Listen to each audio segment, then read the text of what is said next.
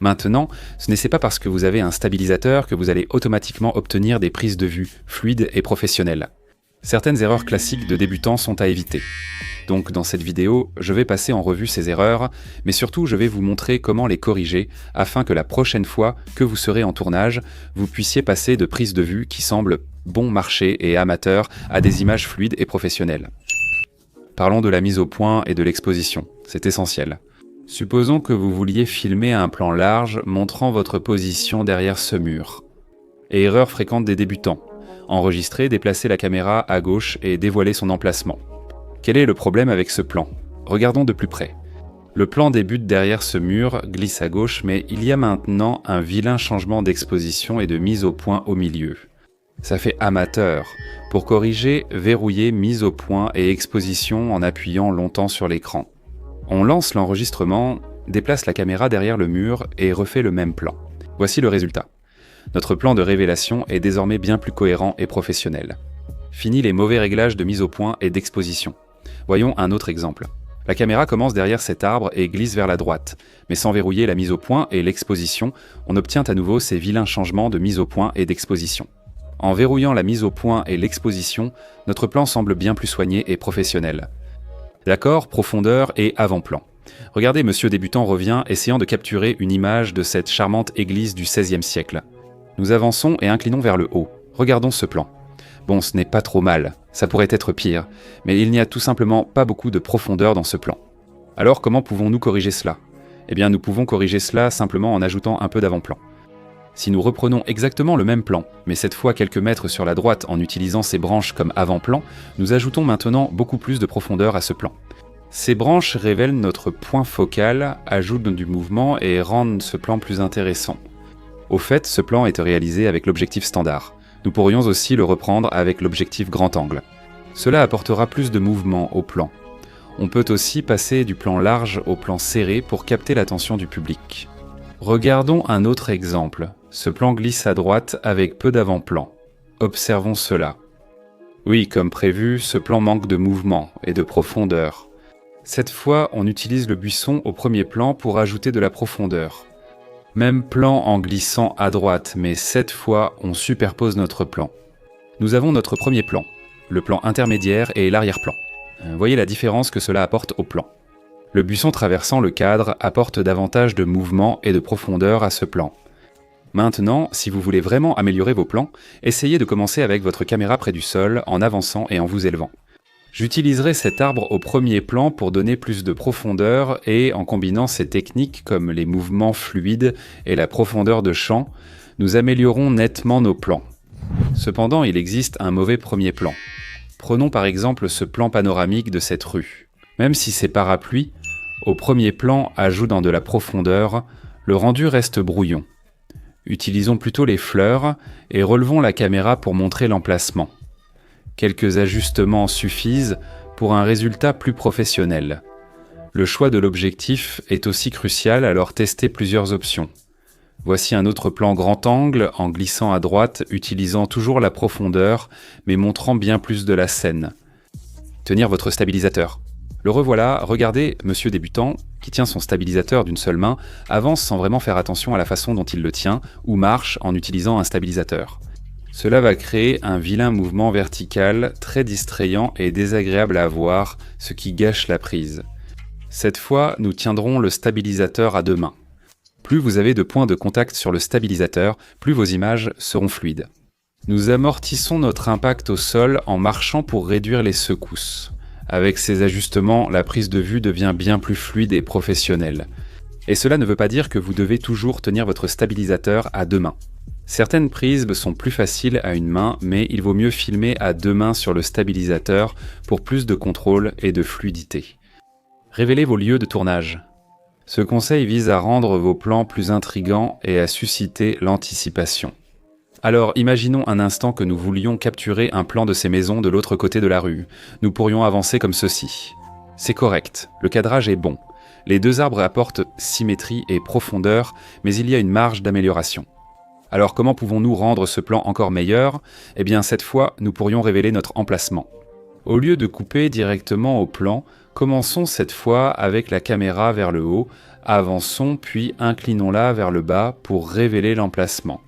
Cela ajoute instantanément plus d'intrigue, de mouvement, d'anticipation à ce plan, nous permettant de le garder plus longtemps tout en maintenant l'attention. Voyons un autre exemple, mais cette fois avec cette église.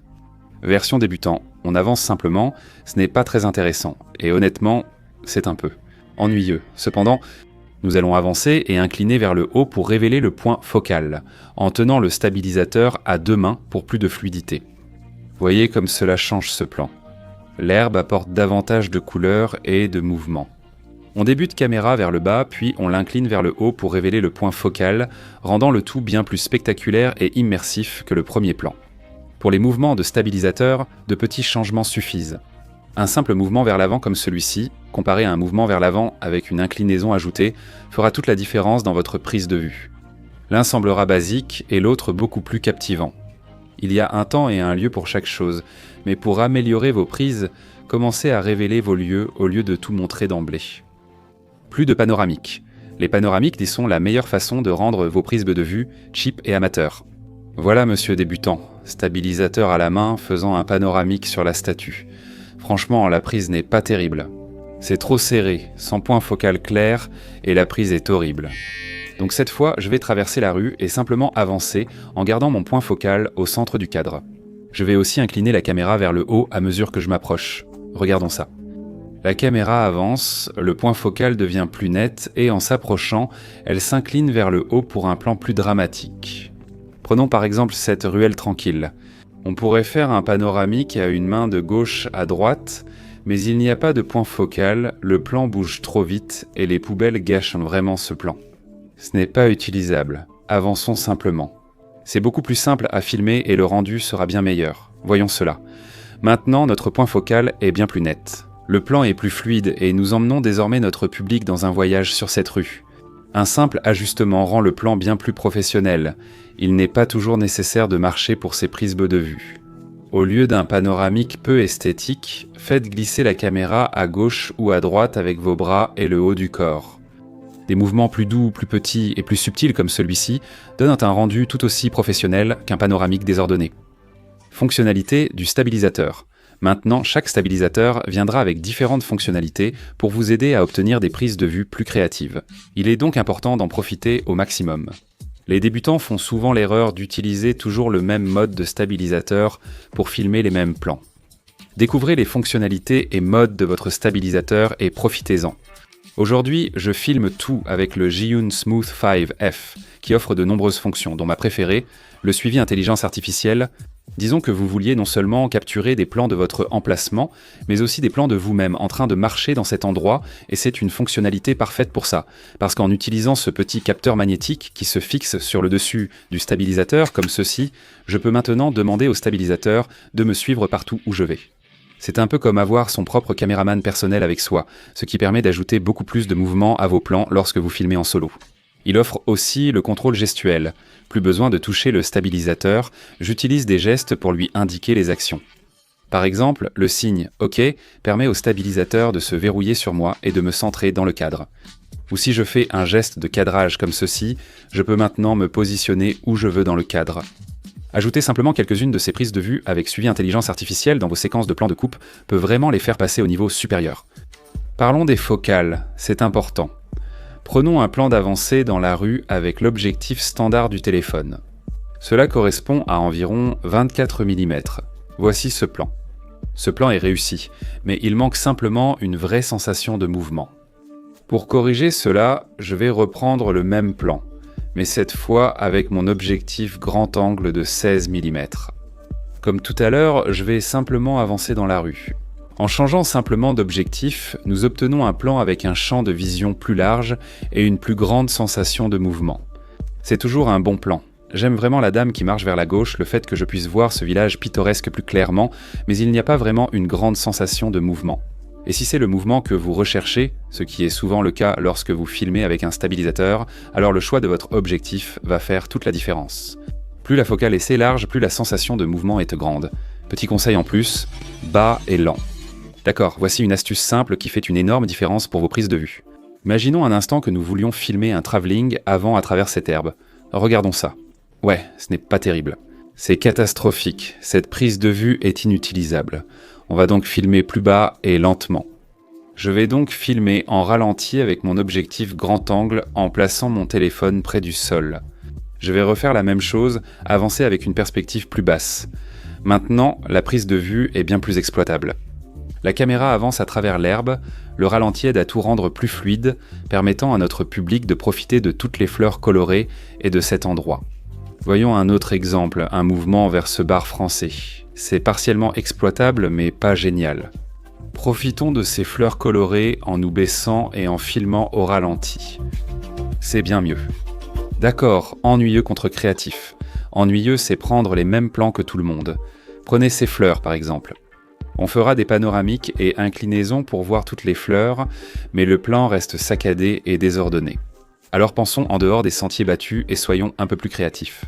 Je vais activer le mode vortex et avancer en tournant lentement mon téléphone autour des fleurs, tout en rapprochant l'objectif au maximum. Nous obtenons maintenant une prise de vue plus créative en avançant et en tournant autour de ces fleurs. Un autre angle créatif consiste simplement à pointer votre appareil vers le haut. Vous pouvez obtenir des effets très spectaculaires de cette façon. Évitez les prises de vue banales et faites plutôt cela. De plus, ce stabilisateur dispose d'une fonction hyperlapse. Il y a un temps et un lieu pour ce genre de prise, mais cela empêchera certainement vos vidéos d'avoir l'air fades et ennuyeuses. Filmez facilement avec des résultats plus créatifs. Des prises longues et désordonnées. Suivez-moi en tant que débutant, je marche dans la rue en filmant une longue prise désordonnée. Je vais filmer ce magasin ici, le magasin là-bas, je continue d'enregistrer, je vais filmer cette scène ici, et peut-être encore quelques-unes en bas de cette rue. Cette prise est trop longue et désordonnée, donc je vais plutôt filmer 3 clips plus courts et plus intentionnels. Par exemple, ce travelling latéral dévoile la rue derrière le mur, un gros plan de l'enseigne du magasin avec un léger mouvement de parallaxe, puis un travelling avant de la maison en inclinant la caméra vers le haut, en approchant, pour un effet plus dramatique. Nous avons désormais une courte séquence de clips qui s'enchaînent mieux au montage, offrant un rendu plus professionnel avec des transitions créatives.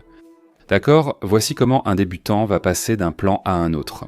Ils vont filmer le premier plan comme ceci à un endroit en avançant dans la rue, par exemple. Ensuite, ils iront à un autre endroit pour filmer le deuxième plan. Ensuite, ils prendront ces deux séquences et feront simplement une coupe d'un plan à l'autre, et ce n'est pas particulièrement excitant ou créatif. Nous allons donc filmer une transition bien plus créative. Cette fois, nous allons avancer dans la rue, puis incliner la caméra vers le bas pour la rapprocher du sol. Nous avons maintenant un plan qui avance et s'incline vers le bas, avec les pavés qui remplissent le cadre. Pour le deuxième plan, nous allons changer d'endroit et commencer notre deuxième prise près du sol, avançant avec les pavés remplissant le cadre, puis nous allons incliner la caméra vers le haut pour révéler notre nouvel emplacement. Et maintenant, lorsque nous assemblons ces deux séquences avec une simple coupe, nous obtenons une transition beaucoup plus créative, qui nous fait passer d'un plan à un autre.